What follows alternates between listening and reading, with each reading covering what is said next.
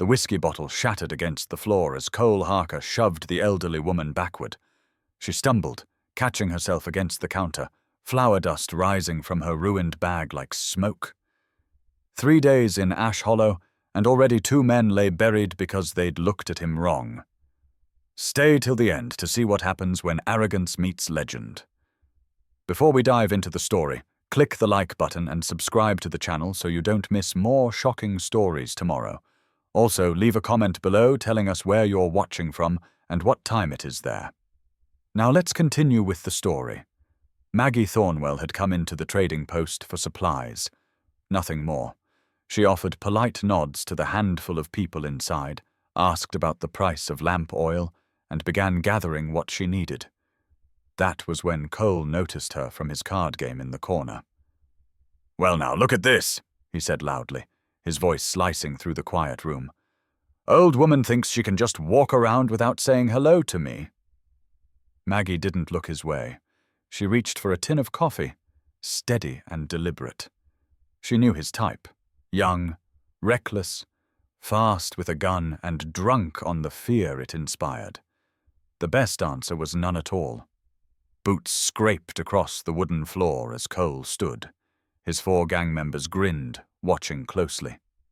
They'd been terrorizing Ash Hollow since they rode in, taking what they pleased, daring anyone to interfere. "I'm talking to you, grandmother." "Just getting my things," Maggie said calmly, heading for the counter. His hand snapped out, closing around her wrist with bruising force. "You don't walk away when Cole Harker's talking." The store went dead silent. 3 customers froze mid-step. The owner's face drained of color, but he didn't move. Nobody did. Everyone knew what happened to men who challenged Cole Harker. Maggie looked down at his hand gripping her wrist. Then she raised her eyes to his face. He was young enough to be her son, eyes bright with cruelty and whiskey. "Let go of me." "Or what?" He jerked her closer, his breath sour. "That old man you're married to gonna do something about it?" His gang laughed. "Saw him in here last week. Looked half dead already. Maybe I should pay you a visit, see if you need a real man around." He shoved her backward. She hit the flour sack, and it split open, white powder exploding across the floor. Her knee cracked against the boards. The tin of coffee rolled away, clattering into silence. Cole stood over her, smiling. "You tell that husband of yours if he's got a problem, he knows where to find me." He turned to his men. "Come on. This place stinks of old people." They walked out laughing, spurs jingling. Maggie stayed on her knees for a moment, breathing slowly. The store owner rushed over, helping her up. "Mrs. Thornwell, I'm so sorry. I should have—" "It's fine, Gus." Her voice was steady despite her shaking hands. "But your husband, does Cole know who—" "No." She brushed flour from her dress, gathering what remained of her supplies. "And it's better that way." But Gus had gone white as paper, because he remembered. He remembered exactly who Ezra Thornwell used to be. The wagon rattled up the dirt path 2 hours before sunset. Ezra Thornwell was replacing a fence post, his movements slow and measured. The way everything was done now, 52 years, and a body scarred by old violence had taught him patience. But when he saw the wagon crest the hill early, his hands stilled. Maggie never came home early, not unless something was wrong. He set the hammer down and walked toward the house as she climbed from the wagon. She favored her left side. Dirt streaked her dress. The flour sack lay torn open in the wagon bed, half its contents gone. "You're hurt," Ezra said. Not a question. "I'm fine." She lifted the water bucket, but her grip slipped. Ezra caught it, and that's when he saw her wrist. Purple bruises bloomed there, clear as fingerprints. The world narrowed to silence. "Who?" His voice remained gentle, but something inside it made Maggie look up sharply. "Ezra, it's nothing. Just some drunk cowboy making noise." "Who put their hands on you?" She carried the bucket inside. He followed, watching how carefully she moved, the faint tremor in her fingers as she set out cups. 7 years married, 7 years of peace he'd never believed he'd earn. "Cole Harker," she said quietly, facing the counter instead of him. "Rode in with his gang a few days back. Been causing trouble. He was drunk. Said ugly things. Pushed me. That's all. That's all." Ezra repeated the words like he was tasting something bitter. "He's young. Stupid. He'll move on." Ezra pulled out a chair, sat down slowly. His knee always ached when weather was coming. "Tell me exactly what happened." So she did. Told him about the store, the words Cole used, the threat he'd made, about how he'd shoved her down and walked away laughing. She tried to make it sound smaller than it was, but Ezra heard what she didn't say in the pauses between words. When she finished, he sat in silence. His hands rested flat on the table, calloused and scarred. Hands that had built this ranch, mended fences, held her gently. Hands she'd bandaged 7 years ago when she found him more dead than alive, bleeding out in a ravine with bullet holes in his back. She'd never asked what he'd been running from. He'd never told her who he used to be. "I need to go into town tomorrow," he said finally. "Ezra, no. Just to get supplies, that's all." But his voice had gone flat and distant, and Maggie felt ice crawl down her spine. "Please." She reached for his hand. "Please don't." He turned his hand over, threading his fingers through hers, looked at her with eyes that carried too many ghosts. Some things a man can't walk away from. That night she heard him in the barn long after dark. Heard the creak of the old trunk opening, the one he'd told her never to look inside. She didn't sleep, neither did he. Gus Pemberton was unlocking the trading post when he saw the rider coming down the street. For a moment, he didn't recognize him. Then his blood turned to ice. Ezra Thornwell sat straight in the saddle, wearing clothes Gus hadn't seen in 7 years. A black duster long stored away.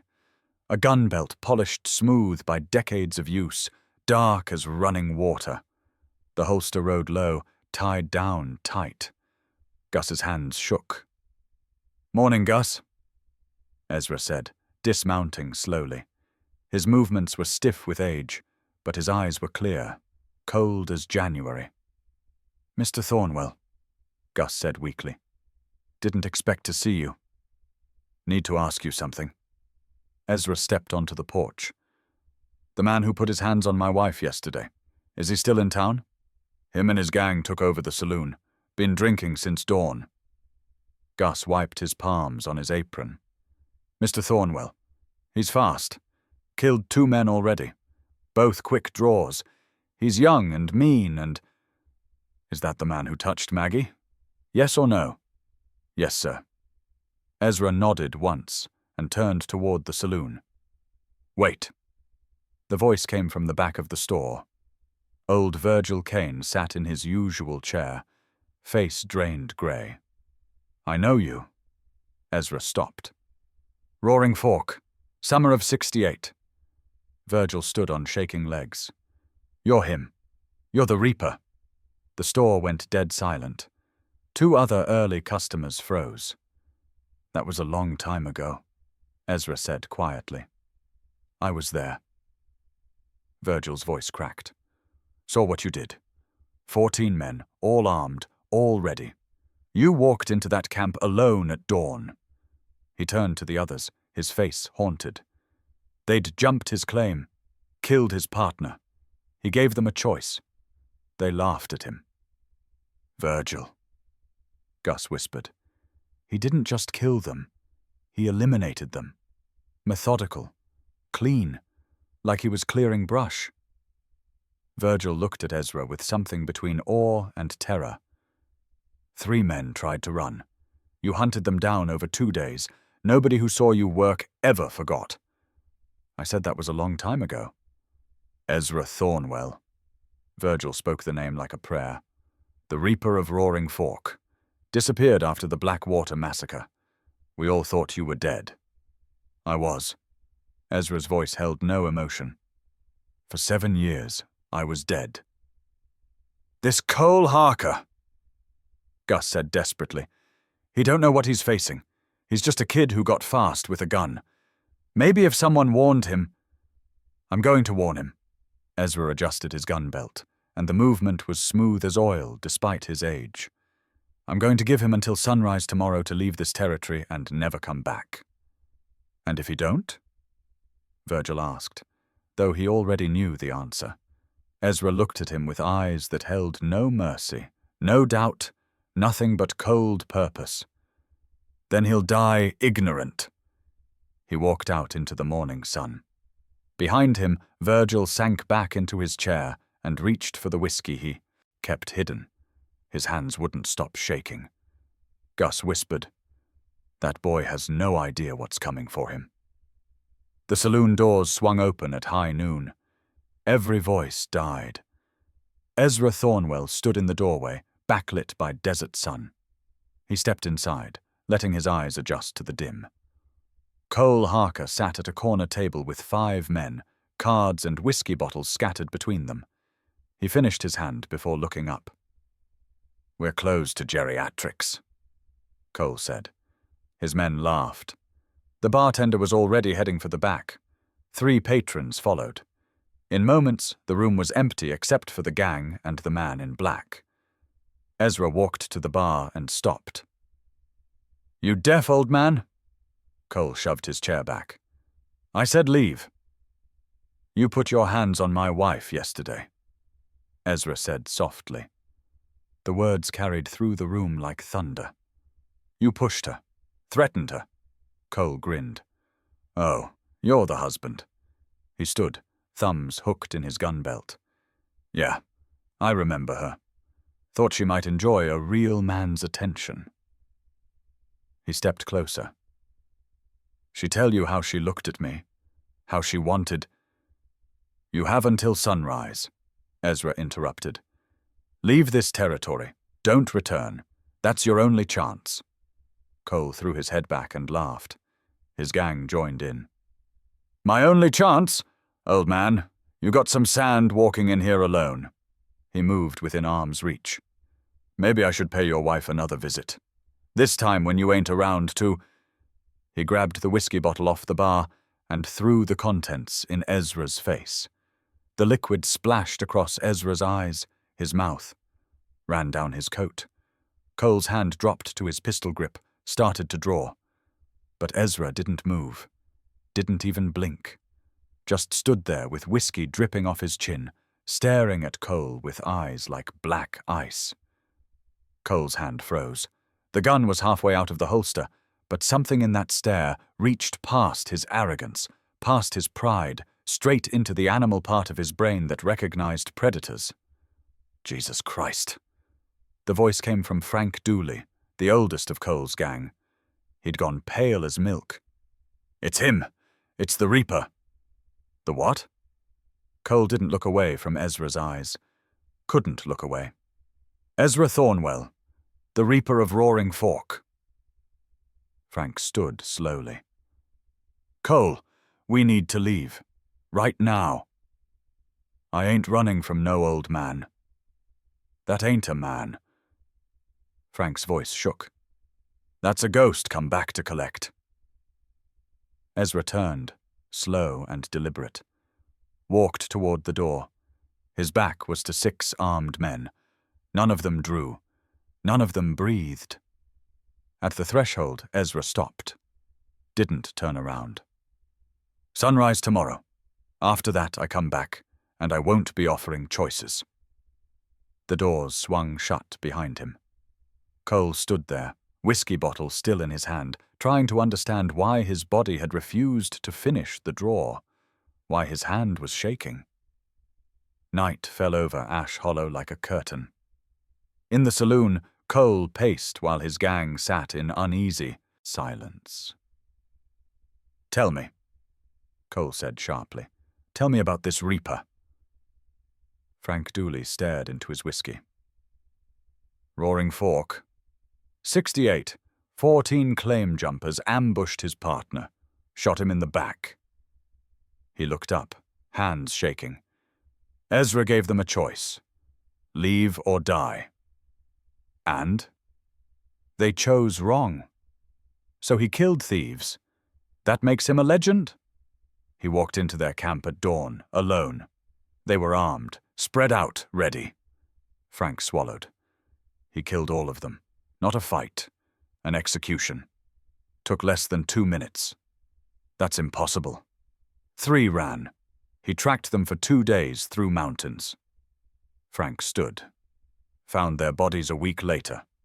I'm faster, Cole said, but the words rang hollow. Speed don't matter when you're dead before you know you're drawing. 2 men stood. We're leaving. Tonight. Cole raised his pistol. His hand shook. They kept walking. He didn't fire. Frank shook his head. You should follow. I built my name being faster than everyone, Cole whispered. I can't run from an old man. That ain't pride, Frank said quietly. That's fear dressed up as pride. By midnight, Frank was gone. Cole stayed, with 2 men too young, too stubborn, and too afraid to leave. They cleaned their guns and waited for dawn. 5 miles away, Maggie stood in the bedroom doorway watching Ezra oil his revolver. The weapon gleamed in the lamplight, well maintained despite years of storage. Don't go back. Her voice was quiet but firm. I have to. No, you don't. She moved closer. We can leave. Tonight. Sell the ranch. Start over somewhere else. He touched you, Maggie. I don't care. She knelt beside his chair, took his scarred hands in hers. I found you dying in that ravine 7 years ago. You were shot, fevered, half dead from infection. I didn't ask what you were running from. I didn't want to know. I know. You built a life here. A good life. Peaceful. Tears ran down her face. If you go back tomorrow, if you become that thing again, you'll lose everything you've found. Ezra set down the gun, pulled her close. Some things can't be ignored. A man puts his hands on my wife, threatens her, makes her afraid. That ain't something I can walk away from and still be able to look at you. I don't need you to be a killer. I need you to be you. I am me. All of me. He held her tighter. The man who loves you and the monster who protects you. Can't have one without the other. She cried against his chest while he stared at the dark window, seeing nothing but tomorrow's blood. The first light touched the eastern hills. Ash Hollow was silent as a graveyard. Families had hidden in root cellars and back rooms. Shutters were drawn tight. The main street stood empty except for dust devils that spun and died in the morning breeze. Inside the saloon, Cole checked his revolver for the 10th time. 6 rounds, all seated properly. His hands had finally stopped shaking an hour ago, replaced by cold focus. He'd convinced himself of the truth. He was faster. Age slowed reflexes. The old man was living on reputation, nothing more. We should take positions on the roof, said Pete Yarrow, one of his 2 remaining men. No. Cole stood. He wants a fight. We give it to him straight. 4 guns against 1 old man. He looked at Pete and young Billy Crow. When he comes, we spread out, make him choose who to shoot first. That's when we take him. They moved outside onto the saloon porch. The sun was climbing now, painting everything gold and red. Pete positioned himself by the water trough. Billy took the left side of the street. Cole stood center, hand hovering near his pistol. At the edge of town, Ezra dismounted from his horse, tied the reins to a post. The animal nickered softly, sensing something wrong in the unnatural quiet. He removed his duster, folded it carefully over the saddle. Underneath, he wore a simple grey shirt and black vest. The gun belt sat easy on his hips, the holster positioned exactly where his hand expected it to be. Virgil Kane watched from a shuttered window above the trading post. He'd seen this before, the way Ezra moved, unhurried and certain, like a man who'd already decided how the next 5 minutes would end. Ezra walked down the center of the street. His boots made soft sounds in the dirt. Each step measured even. His face showed nothing. No anger, no fear, no anticipation. Just empty calm. Cole saw him coming. The old man looked smaller somehow in daylight. Grey in his hair, lines around his eyes. Moving like his joints pained him. This was the Reaper? This was the legend? 30 feet separated them when Ezra stopped. The silence stretched. A crow cawed somewhere distant. Wind rattled a loose shutter. Cole's heart hammered so hard he could hear it in his ears. Your sunrise came. Ezra's voice carried across the empty street. Cole's hand twitched. You should have stayed home, old man. Should have. Ezra nodded slightly. But you touched my wife. So here we are. Here we are. Cole felt the weight of his pistol, the familiar grip. He was fast, fastest man he'd ever seen. He could do this, but Ezra's eyes held that same dead stare from yesterday, like looking into winter itself. Last chance, Ezra said. Ride out. Cole's answer was to drop his hand toward his gun. Time shattered into violence. Cole's gun cleared leather first. He was fast, genuinely fast. The barrel came up smooth, finger finding the trigger. Then thunder cracked. The bullet hit Cole's right shoulder, spinning him like a puppet. His gun fired into the dirt as he twisted. The weapon fell from nerveless fingers. He screamed, clutching the shattered joint. Ezra's revolver was barely out of the holster. Pete Yarrow drew from beside the water trough. Billy Crow pulled his pistol from the left. Both were young, both were practiced. Both fired. Ezra moved. Not fast. Efficient. His second shot took Pete center mass before the man's barrel leveled. Pete's eyes went wide. He crumpled backward over the trough, dead before he hit the ground. Billy's shot whistled past Ezra's ear, close enough to feel the heat. Ezra's third shot caught Billy in the throat. The young man grabbed at his neck, blood pouring between his fingers. He took 3 staggering steps and fell face first into the street. The fourth gang member, hidden on the saloon roof, rose with his rifle. Got the stock to his shoulder. Ezra's fourth shot punched through his chest. The rifle clattered down the roof shingles. The body followed, landing with a heavy thump on the porch. 4 shots. 4 men down. Maybe 3 seconds total. The echoes faded into crushing silence. Cole writhed in the dirt, keening like a wounded animal. His right arm hung useless, shoulder socket destroyed. Blood soaked his shirt, spreading dark and wet. Ezra walked forward slowly, kicked Cole's fallen pistol away, knelt beside him. Please. Cole's face was twisted with pain and terror.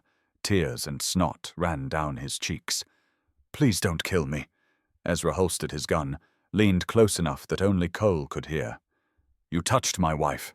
You made her afraid in her own town. I want you to understand something clearly. Cole sobbed, clutching his ruined shoulder. You're alive right now because she asked me, not to kill you. That's the only reason. Ezra's voice held no anger, no satisfaction. Just cold fact. If I ever hear your name again, if you ever come within 100 miles of this territory, I will find you. And next time, her mercy won't be with me. He stood, looked down at the broken man in the dust. Cole had built his reputation on being fast, on being feared. Now he lay crying in his own blood, destroyed in seconds by an old man with a gun. Get on a horse and ride. Don't stop until you're so far away you can't remember what state you're in. Cole struggled to his knees, cradling his useless arm. Stumbled toward the hitching post. Took him 3 tries to mount one-handed. He didn't look back, just spurred the horse into a gallop, hunched over and whimpering. Ezra stood in the street, watching him disappear into the morning sun. Around him, 3 bodies leaked red into the thirsty earth. Smoke drifted from his revolver barrel. The legend had come back, and Ash Hollow would remember. Doors opened slowly. People emerged like ghosts, staring at the bodies in the street. At Ezra, standing alone in the morning light, smoke still rising from his holster. Gus Pemberton came first, followed by others. They moved to the dead men, checking for signs of life they knew they wouldn't find. Pete Yarrow's eyes stared at nothing. Billy Crow lay in a pool of blood. The man from the roof had landed at an angle that looked almost peaceful. Nobody spoke to Ezra. They worked around him like he was a stone in a river. He sat down on the saloon steps. His knee ached. His hands were steady, but inside, something was shaking loose. He'd felt nothing during the fight. No fear, no hesitation. Just cold mechanism. Pull, aim, fire, mathematics of death. That scared him more than any of Cole's bullets could have. 2 hours later, Sheriff Tom Garrett rode in from the county seat. He was a large man with grey in his moustache and eyes that had seen too much. He surveyed the scene, talked quietly with witnesses, then approached Ezra. "Mr. Thornwell." "Sheriff, you want to tell me what happened here?" "They drew first. I defended myself." Ezra's voice was flat. Garrett looked at the spacing of the bodies, the precision of the wounds. 3 men dead, 1 crippled. You didn't take a scratch. I was lucky.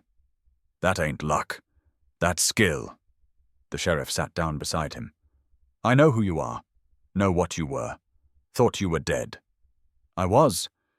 Cole Harker's gang has been causing trouble through 3 territories. Robbed a stage last month. Killed a deputy in Kansas. Garrett pulled out a cigar. Didn't light it.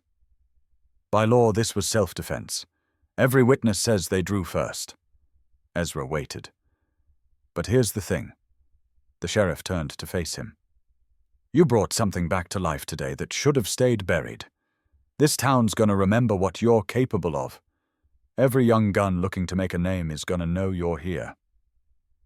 I know it. Can you put it back in the box? That thing you let out? Ezra looked at his hands. Calloused from ranch work, scarred from old fights, steady and sure. I don't know. Garrett stood. Next time, I won't be able to call it self-defense. Next time, I'll have to bring you in. He walked to his horse, mounted up. Get yourself home to your wife, Mr. Thornwell, and pray nobody else is stupid enough to give you a reason. The bodies were loaded into a wagon. The blood was covered with fresh dirt. By noon, the street looked normal again, but Ezra sat there until sunset, watching his shadow grow long across the ground where 3 men had died in seconds. Where he'd become the Reaper again, where Maggie's gentle cowboy had disappeared into smoke and gunpowder. Finally, he stood, mounted his horse, rode home in the dark, knowing she'd be waiting, knowing she'd see it in his eyes. The monster was awake. 3 weeks passed. The ranch fell into old rhythms, fences got mended, cattle were moved to winter pasture, meals were cooked and eaten. But everything had changed. Maggie watched her husband work with the same careful hands, the same patient movements. But he startled at sounds now. A branch snapping would freeze him mid-motion, hand drifting toward his hip where the gun no longer sat during the day. At night, he kept it within reach on the bedside table. He slept badly. She'd wake to find him sitting in the dark, staring at nothing. They spoke less, not from anger, but from a distance that hadn't existed before. like he was standing on the far side of a canyon she couldn't cross. One night, she found him outside long after midnight, sitting on the porch steps, the revolver in his lap, watching the darkness. She sat beside him without speaking. The silence stretched between them like a living thing. "I told myself I was protecting you." His voice came finally, rough from disuse. "That's what I said. Defending my wife. Being a man." She waited. "But part of me was glad." The confession came out broken. "When I saw those bruises on your wrist when you told me what he'd said, there was this thing inside me that woke up, and it was glad. It wanted an excuse." "Ezra. I killed 3 men in less time than it takes to draw breath. Didn't think about it, didn't hesitate. Just pulled the trigger and watched them fall." He turned the revolver over in his hands, and I felt nothing. Not guilt, not satisfaction. Nothing. Like stepping on ants. Maggie took his hand. He didn't pull away, but he didn't squeeze back either. "I told myself for 7 years that I'd changed. That the man you found bleeding in that ravine was dead. That I'd buried the Reaper and built someone new." His voice cracked. "But he was just sleeping.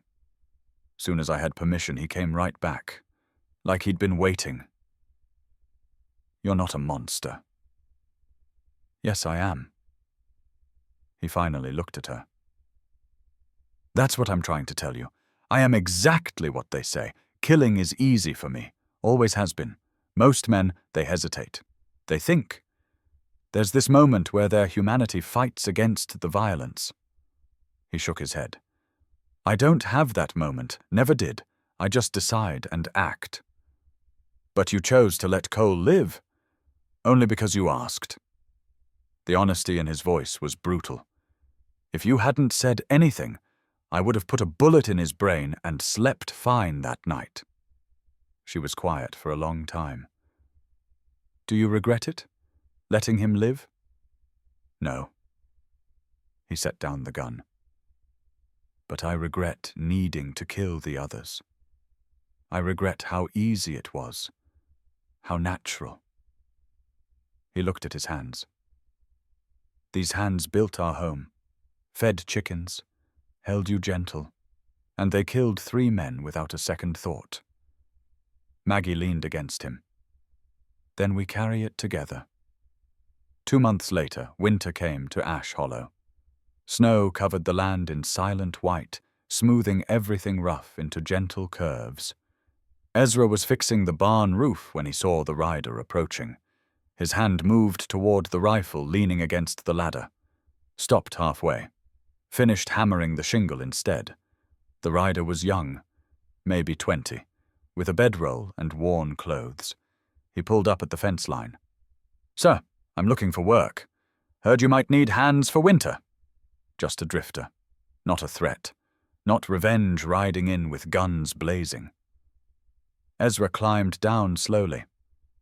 "Can you handle cattle?" "Yes, sir. And I'm good with repairs. Pays not much. Room in the barn, 3 meals. The young man's face lit up. "That's more than fair. Thank you." Ezra watched him ride toward the barn. Realized his hand had relaxed. The constant waiting for violence had started to fade, replaced by something that felt almost like normal life. Inside the house, Maggie stood at the window. She'd seen the whole exchange, seen Ezra's hand move toward the weapon, then choose the hammer instead.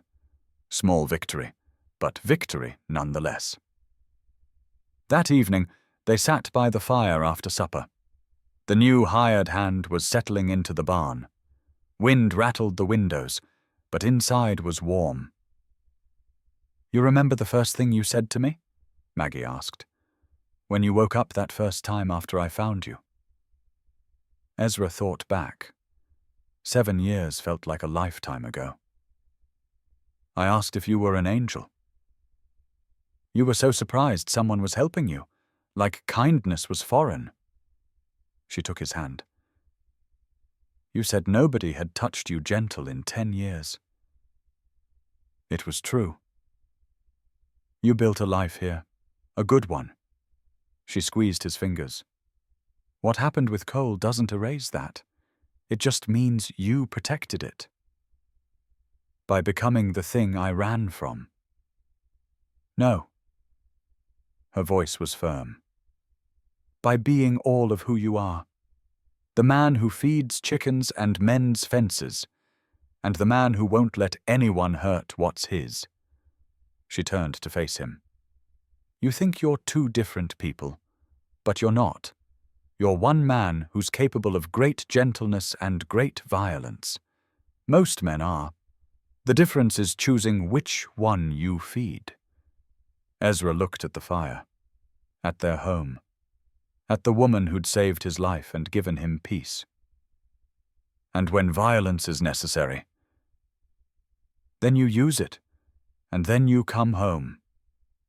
She leaned against him. That's what makes you different from the Reaper. He never came home. He just kept killing. But you chose to stop. You chose me. You chose this. Outside, snow fell harder, covering the world in forgiving white, covering the road where 3 men had died, covering the past under layers of new beginning. Ezra pulled Maggie closer. The gun sat in the cabinet now, not on the bedside table. Still there, still ready. But not the first thing he reached for anymore. Some men weren't defined by their capacity for violence. They were defined by what they chose to be violent for, and when they chose to be gentle instead. The fire crackled, the wind sang against the windows, and 2 scarred souls sat together in the warmth, choosing peace one quiet evening at a time. Click the like button and subscribe to the channel for more incredible stories of the Wild West.